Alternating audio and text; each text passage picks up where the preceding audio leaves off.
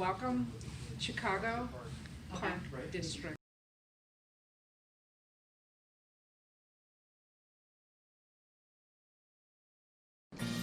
Hi, my name is Christina. I'm a physical instructor at Gompers Park for the Chicago Park District.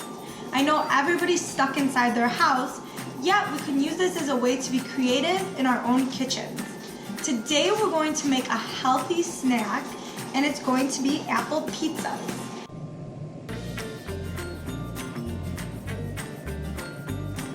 Here I have my cut up apples, I have some Greek yogurt, and chocolate chips.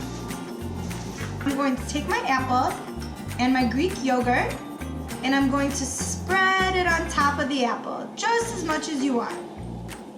All on top. I'm going to add a little bit more because I love Greek yogurt.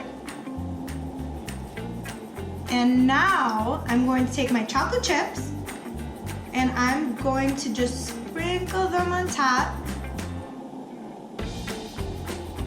You could sprinkle them on top, or you could have fun and do your own design.